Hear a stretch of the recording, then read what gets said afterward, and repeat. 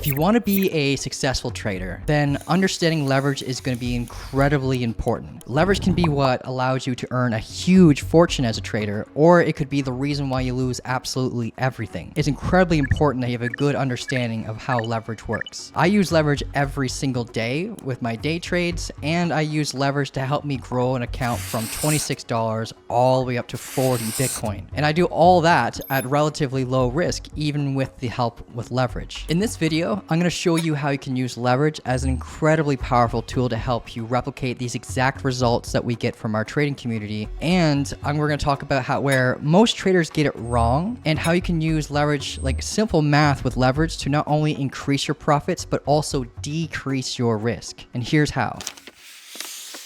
In simple terms, leverage is just a tool that allows you to trade with more money, right? It does this by basically taking your funds that you're trading with, and they use it as collateral to allow you to get a loan from the exchange or liquidity provider, and it increases your position size. So let's say, for example, you are trading with $1,000.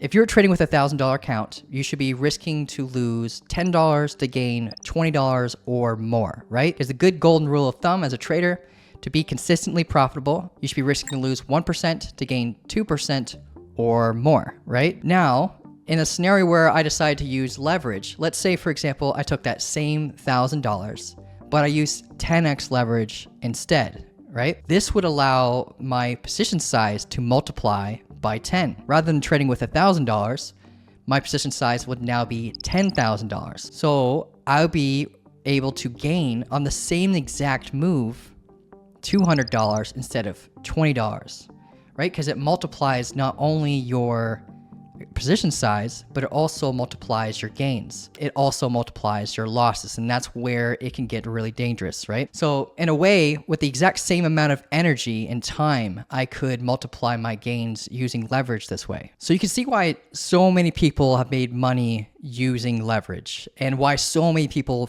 flock to leverage to try to get rich as quickly as possible. But I'm going to do a few examples and show you what leverage could do to your position size. So $1,000, if you're trying to gain 2% on average per trade, you'd be aiming to gain $20. If you use 10x leverage, your position size would grow from $1,000 to $10,000, and you'll be aiming to gain $200 in profit. If you use 20x leverage, your $1,000 would then become $20,000, and you'd be aiming to gain $400 in profit, and $30,000 would come from a 30x leverage position, and you'd be aiming to gain $600 in profit. And then it can scale beyond this, but normally the most extreme examples is something like at the 100x leverage, and you would convert your $1,000 position size to $100,000, and you could, on the exact same trade, make $2,000 in profit. So you can see with a successful 100x leverage trade, you could have made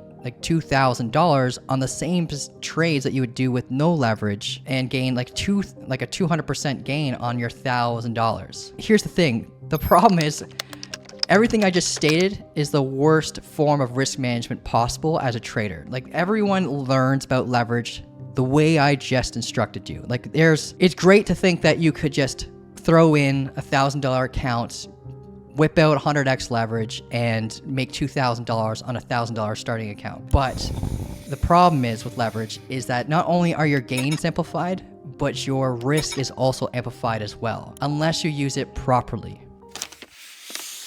So just like the examples I showed before, I want to talk about what would happen if the trade went bad. If you were to use leverage the same way that I talked about before, using no leverage, you should be trying to risk to lose on average 1% of your account. So a $1,000 account, you would lose $10 if your stop loss was hit. Now, if you decide to use 10x leverage and have your stop loss in the exact same location, your $1,000 would act as $10,000, so you would lose $100 in that trade instead of the $10. If I decide to use 20x leverage, my position size would grow to $20,000, and I would lose $200 on that trade. And then 30x leverage, it would grow to $30,000 position size, and I would lose $300 on that $1,000 account, right? And then lastly, the extreme example again is using 100x leverage. your position size would grow to $100,000, most likely would lose everything before it hit your stop loss because of a liquidation, right? With 100x leverage, it only requires the market to move 1% against you for you to lose everything in that trade. Leverage, again, amplifies your profits and your losses. This is why it's like a double-edged sword. It's just as likely to ruin you as it is able to make you a bunch of money. So let's compile everything together in a summary, and I'm going to show you how it all works using Blowfin as an example. So on my screen, I am setting up a trade with 10x leverage. The drawdown where I'll get my stop loss hit is less than 1%. So relative to the margin I put into the trade, which is the funds out of pocket basically, I am seeing that I could it'll go down about 10% if I were to use 10x leverage. Because you got to remember, leverage not only multiplies your ability to gain profits, but it also multiplies your risk. The proper way of using this tool is to allow you to free up your margin. By using 10x leverage, I could use 10 times less of my own personal funds, so I can use my other funds for other trades.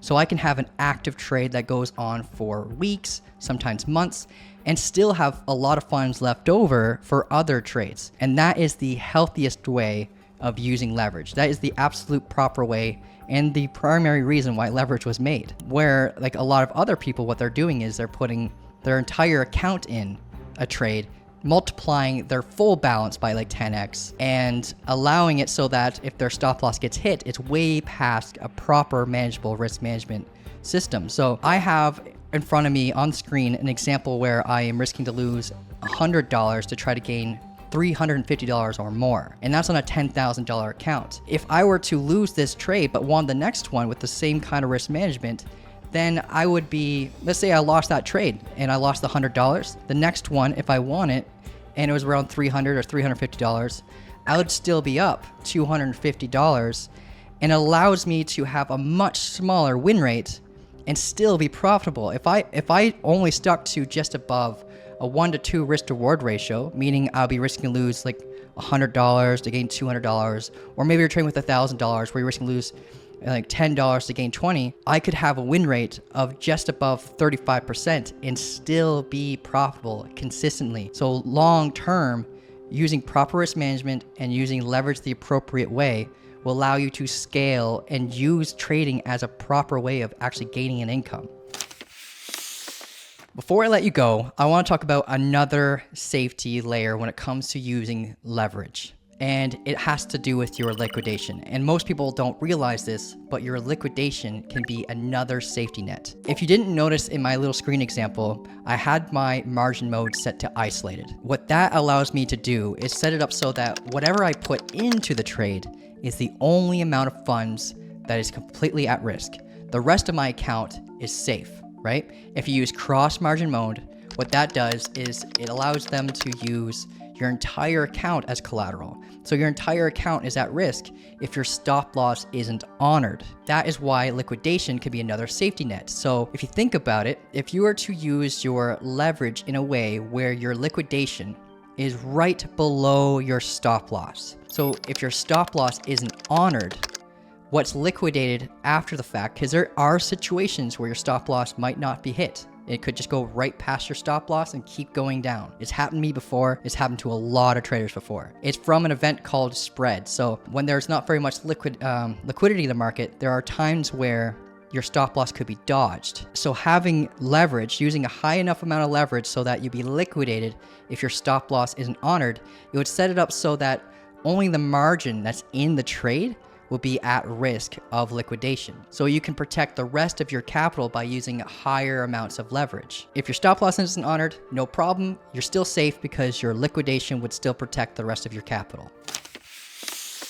From this, I'm hoping that it's completely clear to you now that understanding leverage is a lot like trying to understand proper risk management as a trader. It helps you determine how much you're taking on, how much you can scale your margin using leverage, and how much your account is actually truly at risk when you use it. So when you focus on your level of risk that you're trying to take on at all times, it'll allow you to be a lot more clear about the basic math it takes to scale as a good trader. A bad trader is someone who will put who basically puts everything they have into a trade and uses leverage to try to multiply their position size so they can try to get rich quick. But doing something like that, all it takes is one mistake and you can lose absolutely everything in your account, okay? So don't be a bad trader, be a good trader. And a good trader is a consistent trader. Someone who basically enters the amount of funds required to make sure that you only lose the same amount of funds consistently over and over and over again. We talked about it a million times already in this video. If you're trading $1,000, you should be risking to lose $10. If you're trading with $10,000, you should be risking to lose $100. $100,000, you should be risking to lose $1,000, okay? So don't be a bad trader. Always let your stop losses determine what kind of leverage you're gonna be using and never increase your level of risk, okay? Safe trading equals profitable trading.